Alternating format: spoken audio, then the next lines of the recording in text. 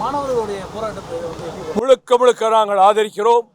முதல் நாள் போராட்டம் நடந்தபோது அடிபட்டு பாதிக்கப்பட்டு சுர்ஜித் பவனிலே சிகிச்சை பெற்றுக் கொண்டிருந்த மாணவர்களை நானும் மார்க்சிஸ்ட் கம்யூனிஸ்ட் கட்சியினுடைய அகில இந்திய பொதுச் செயலாளர் பேபி அவர்களும் அங்கே நின்று நேரடியாக பார்த்தோம். நான் அவர்களுக்கு ஆறுதல் கூறினேன். அந்த இடத்திலே சொன்னேன், இந்த போராட்டம் இன்னும் வலுப்பெற வேண்டும். அரசாங்கம் அடக்குமுறையை கையாள முனைந்தால் அதனுடைய எதிர்விளைவுகள் மிக விபரீதமாக அரசுக்கு எதிராக அமையும். பெரும் மாணவர் கட்சிதாரை நினைத்தால் நெடுங்காலத்துக்கு பிறகு தலைநகர் டெல்லியில் மட்டுமல்ல, இந்தியா பூராவிலும் லட்சோப லட்ச மாணவர்கள் கிளர்ந்து எழுகிற போது அது புரட்சியாக மாறும்.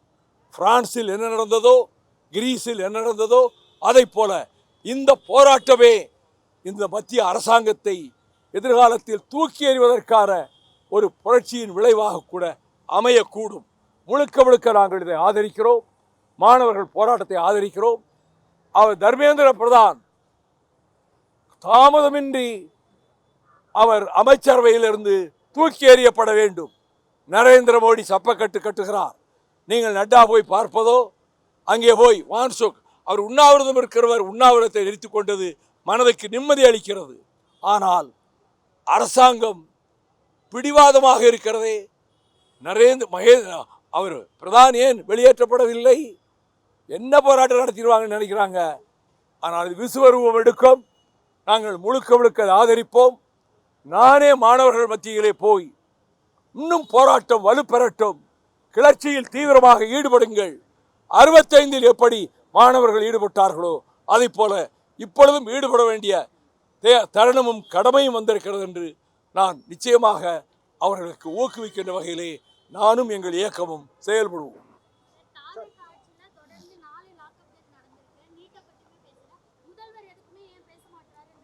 லாக்அப் பண்ணணும் எல்லா ஆட்சியிலும் தான் நடந்திருக்கு. இங்கே மட்டும் நடக்கலை. இதுக்கு முன்னாடி இதை விட அதிகமாக நடந்திருக்கு.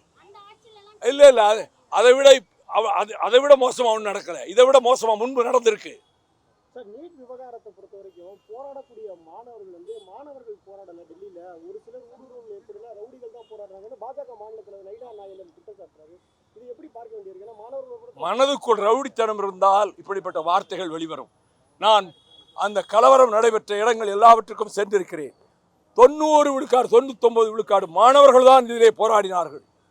பழியை சமூக விரோதிகள் என்றும் ரவுடிகள் என்றும் சொல்வது மாணவர்களை சமூக விரோதிகள் என்கிறாரா, ரவுடிகள் என்கிறாரா?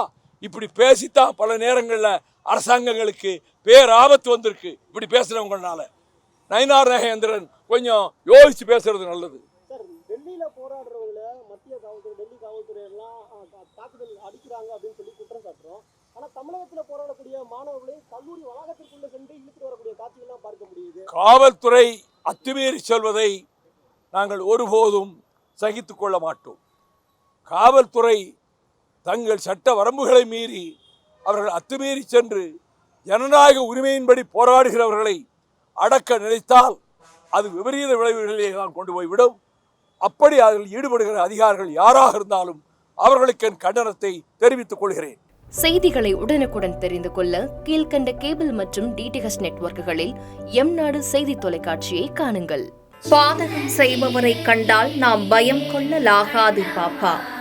மோதி மிதித்து விடு பாப்பா, அவர் முகத்தில் உமிழ்ந்து விடு பாப்பா.